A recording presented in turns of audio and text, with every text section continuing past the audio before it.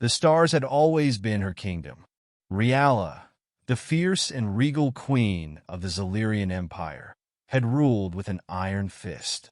Her people revered her for her strength, intelligence, and unwavering will. However, there were those within her own court who saw her strength as a threat to their own power, and her reign, one built on principles of justice and strength, had earned her the ire of many. When Reala refused to yield to a political alliance with a neighboring empire, the council of her people saw her actions as a betrayal. Her defiance, her unyielding spirit, had made her enemies, and those enemies had conspired against her. She had been betrayed by her closest advisors, her own bloodline, and as punishment for her rebellion, the council sentenced her to exile. Her punishment was harsh, meant to break her.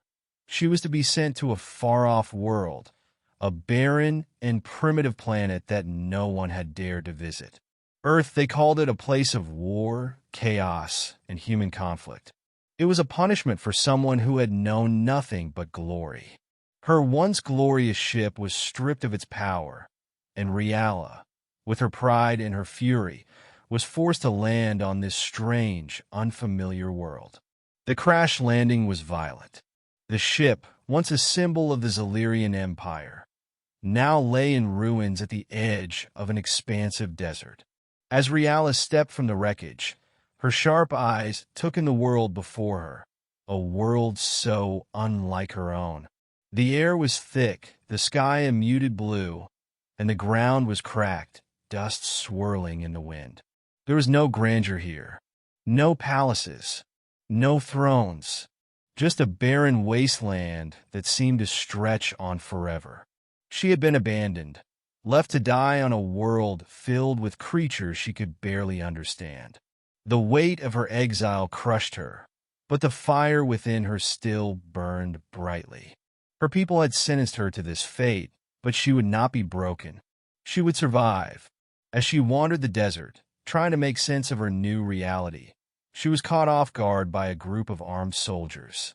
They had seen her crash, and despite the fact that she was a queen, they treated her like any other prisoner. They were human, a race she had once considered beneath her. Their ragtag uniforms, worn and dusty, contrasted sharply with her regal presence, yet they were quick to surround her, their guns trained on her.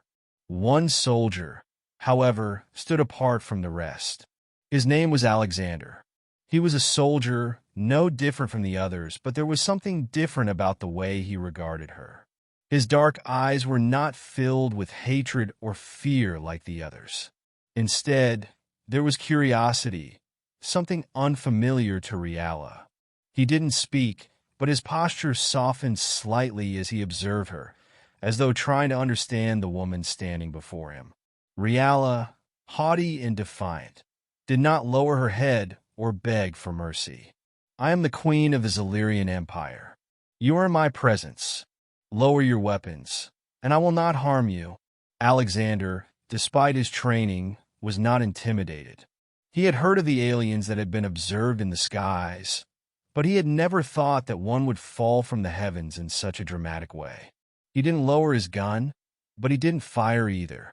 Instead, he stepped forward, his voice low but firm. "You're on Earth now. You don't give orders here." Reala was taken aback by his boldness, but there was something in his eyes that intrigued her. Most humans would cower before her, but this one did not. He was different. "You're a soldier," she said, her voice tinged with both curiosity and disdain.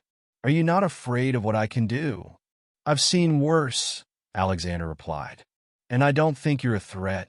The rest of the soldiers, clearly unsure of how to proceed, kept their weapons trained on her. But Alexander's calmness seemed to ease the tension in the air. Over the next few days, as they transported Reala to a makeshift detention center, she couldn't help but notice the man who had shown her an unexpected amount of restraint. Alexander was different from the others. While the soldiers kept their distance, Alexander would occasionally offer a glance or a simple word of comfort. His humanity, though simple, was a contrast to her alien pride. She found herself intrigued by him, and for the first time in what felt like ages, she felt something stir inside her, something she couldn't explain. During her captivity, Alexander was often assigned to guard her cell. As the days passed, Riala began to speak to him, though she knew it was dangerous to show any sign of weakness. Still, there was something about Alexander that made her want to reveal more of herself. He didn't treat her like a prisoner. He didn't see her as a dangerous alien. He spoke to her as if she were just another person, and in the chaos of her exile, it was a kindness that she had not known in years. One day, as Alexander brought her food, she finally spoke. "Why do you treat me differently from the others?" Alexander paused, looking at her with a mixture of curiosity and understanding. "Because you're not like the others. You're more than just some alien. You're a person, just like me." Riala's heart skipped a beat. No one had ever spoken to her like this.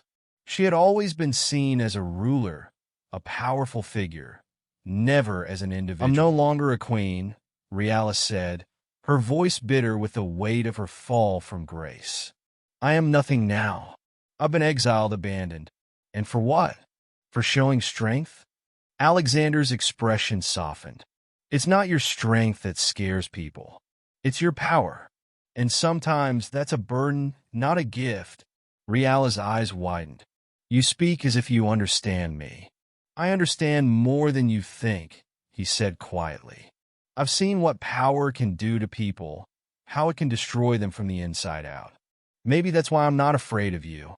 The two of them shared a moment of silence, a rare connection in a world of chaos. Over the next few weeks, their conversations continued, growing deeper as Riala opened up to Alexander. She spoke of her empire, her family, the burden of the crown she had worn. She told him of her exile and how her own people had cast her out for standing up against corruption. And slowly, a bond began to form. Alexander became her protector, not because of duty, but because he believed in her strength. Not the strength of a queen, but the strength of a person. As time passed, Riala's longing to return home grew, but so did her feelings for the soldier who had shown her kindness.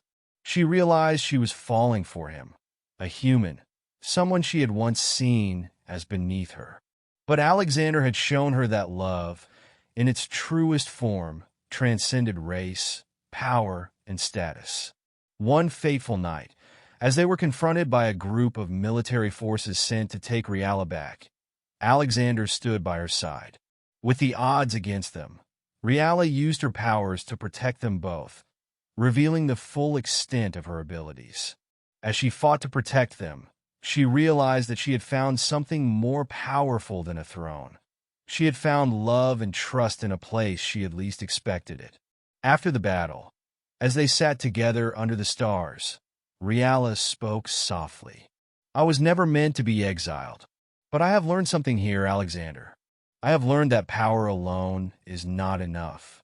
It is the connections we make, the love we give and receive, that makes us truly powerful."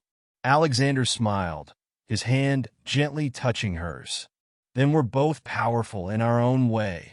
And in that moment, Riala understood. She had lost her empire, her throne, but she had gained something far greater, a partner, a love that transcended the stars.